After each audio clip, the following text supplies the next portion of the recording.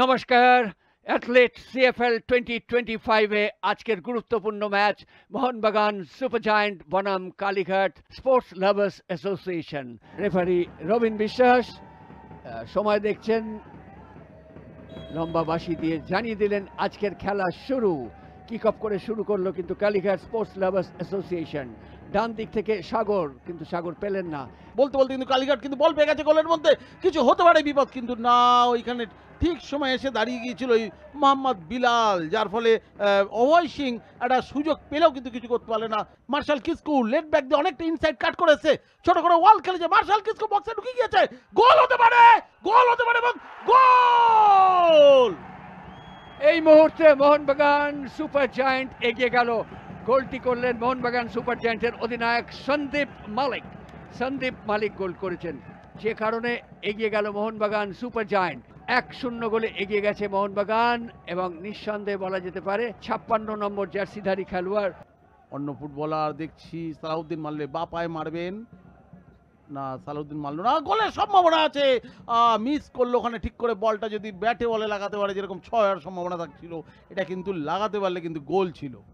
কাস্তানা বল, এবার গোল হয়ে গেল এবং গোল। কাস্তানার লম্বা শট, শেষ পর্যন্ত গোলরক্ষক ফিস্ট করতে গিয়েছিলেন, কিন্তু মোহনবাগানের খেলোয়াড় ওখানে কাছেই ছিলেন, যার ফলে এক্ষেত্রে বেলাল মোহাম্মদ খুব কাছেই ছিলেন। শেষ পর্যন্ত কিছুটা বল রিফ্লেক্টেড হয়ে গোলে চলে গেছে। শেষ পর্যন্ত বল দেওয়ার, এখনো বল নিয়ে নিজেদের মধ্যে পেনাল্টি বক্সের মধ্যে বিপজ্জনক পরিস্থিতি ঘটবে। শট, কিন্তু ডান দিকে ঝাঁপিয়ে পড়ে কিন্তু দীপপ্রভাত ঘোষ বলটিকে রুখে দিয়েছেন, যার ফলে বিপদ হয়নি, কিন্তু কর্নার হয়েছে। কতটা কাজে লাগাতে পারে মোহনবাগান, তুলেছে কর্নার, সেকেন্ড বারে ভালো কর্নার রেখেছিলাম, গোল হতে পারে, কিন্তু না, মিস করলেন মোহনবাগান ফুটবলার ওই মোহাম্মদ বিলাল। একটা ভালো কর্নার রেখেছিল কিন্তু টংসিন প্রদীপদা। সালাউদ্দিন এগোবার চেষ্টা করছেন, অত্যন্ত গতিশীল ফুটবলার এই সালাউদ্দিন। বৈচিত্র্য আছে, ইনস্টেপ আউটসাইড করে এগোচ্ছেন, শট নেবেন, নিয়েছেন, কিন্তু দুর্দান্ত সেভ গোলরক্ষকের। প্রশংসা করব রুমিত যাদবের। এটাই তো আমরা অনেকক্ষণ ধরে দেখতে চাইছিলাম। সালাউদ্দিন মিডফিল্ড থেকে আক্রমণ একটা ডেভেলপ করছেন, ডান দিকে সালাউদ্দিনকে লক্ষ্য করে। সালাউদ্দিন পেলেই একটা ত্রাহি রব রয়েছে। এবার তো সালাউদ্দিন, সেখান থেকে আবার সন্দীপ মালিক। সন্দীপ ব্যাক মাইনাস করেছিলেন, কিন্তু নিজের খেলোয়াড় পাননি এখনো পর্যন্ত। টনসিন হেডা, গোল হতে পারে, গোল! অরিন্দ সুন্দর গোল করলেন পাসাং দর্জি তামাং। শরীরটাকে বেঁকিয়ে পায়ে বলে যেভাবে সংযোগ ঘটালে বল গোলের মধ্যে পথ পেয়ে যায়, সেইভাবেই গোল করলেন এই তরুণ ফুটবলার পাসাং দর্জি তামাং। শিলিগুড়ি থেকে উঠে আসা, আরএফডিএল এর ফাইনালে হ্যাটট্রিক করা সেই পাসাং গোল করে 3-0 গোলে এগিয়ে দিলেন মোহনবাগানকে। এরা কিন্তু নিজেদের মধ্যে চমৎকার দক্ষতা দেখিয়েছে। এক্ষেত্রে কিন্তু ভুল পাস, গোল হয়ে যাওয়ার সম্ভাবনা ছিল না, শেষ পর্যন্ত হলো না। অনেকটা এই টোকাটা, কিন্তু এই যে আউটস্টেপ দিয়ে যে টোকাটা অনেকটা বাইরে নিয়ে চলে গেল সিং সিট, নাহলে কিন্তু গোলের সম্ভাবনা ছিল।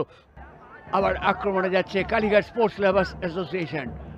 ডান দিক থেকে নাইসিয়াল, ওখান থেকে গোল হতে পারে, কিন্তু না, গোলরক্ষক বেরিয়ে এসেছিলেন। খুব ক্লোজ অ্যাফেয়ার ছিল। এটাই তো একটা ভালো স্ট্রাইকারের কাজ। এরকম আপনি যদি বাইচুং সুনীলদের খেলা দেখেন, একদম তাই। ডান পায়ে ইনস্টেপে নেবেন, একটু লোয়ার ট্র্যাজেক্টরি পরিভাষায়, সেখান থেকে শট, কিন্তু হলে কি হবে, শট বাইরে চলে গেল, কাজের কাজ হলো না। সেই সুরজ মণ্ডল যে মোহনবাগানেও আগে খেলেছে, মোহামেডান খেলেছে এবং কালীঘাট স্পোর্টস লাভার্স অ্যাসোসিয়েশনেও আজকে খেলছে, বলা যায় যে বলতে বলতে কিন্তু গোলের কিন্তু সম্ভাবনা আছে, গোলের সুযোগ আছে এবং গোল! মোহনবাগানের ওই আদিল, যে পরিবর্তন ফুটবলার হিসেবে নেমেছিল সালাউদ্দিনের জায়গায়, সে কিন্তু দলের চতুর্থ গোলটি করে দিল আদিল, যার ফলে মোহনবাগান সুপার জায়ান্ট এই মুহূর্তে এগিয়ে গেল কালীঘাট স্পোর্টস লাভার্স অ্যাসোসিয়েশনের বিরুদ্ধে। দর্শকদের আজকে আনন্দের উচ্ছ্বাসে ভেসে উঠেছে, কারণ মোহনবাগান সুপার জায়ান্ট আজকে এগিয়ে রয়েছে আপাতত 72 মিনিটের মধ্যেই।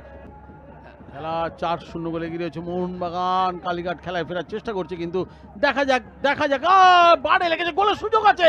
সুরজ মণ্ডল সহজ গোলের সুযোগ নষ্ট করলেন। সুরজ মণ্ডল অভিজ্ঞ ফুটবলার, আগেও মোহনবাগানে খেলেছে, এই জায়গা দিয়ে তার মতো অভিজ্ঞ ফুটবলের কাছ দিয়ে এই গোল মিসটা কিন্তু একদম প্রত্যাশিত নয়। অন্ততপক্ষে একটি গোলের ব্যবধান কালীঘাট কমাতে পারত, এখনও গোলের সুযোগ রয়েছে, কিন্তু না। সুরজকে কিন্তু দেখেই বোঝা যাচ্ছে, সেটা বিশেষ করে একটু বৃষ্টি ভেজা মাঠে সেটা আরো ভয়ঙ্কর। মোহনবাগানকে আরেক গোল হতে চলেছে, 5 নম্বর গোল বোধ হয়ে গেল। দুলাল এটা অফসাইড দিয়েছেন, যার ফলে বল গোলে ঢুকলো, গোল হয়নি।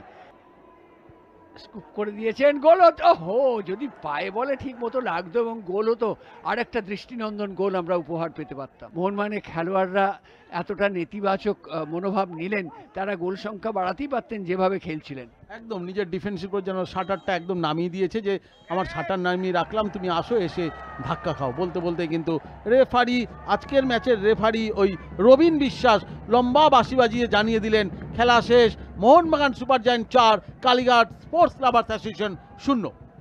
সুতরাং আজকের ম্যাচে জিতে গেল সবুজ মেরুন। সুতরাং সবুজ মেরুনের নামে জয়ধ্বনি হচ্ছে বঙ্কিমাঞ্জলি স্টেডিয়াম নৈহাটিতে। Full time score Kalighat sports lovers association 0, Mohun Bagan super giant 4।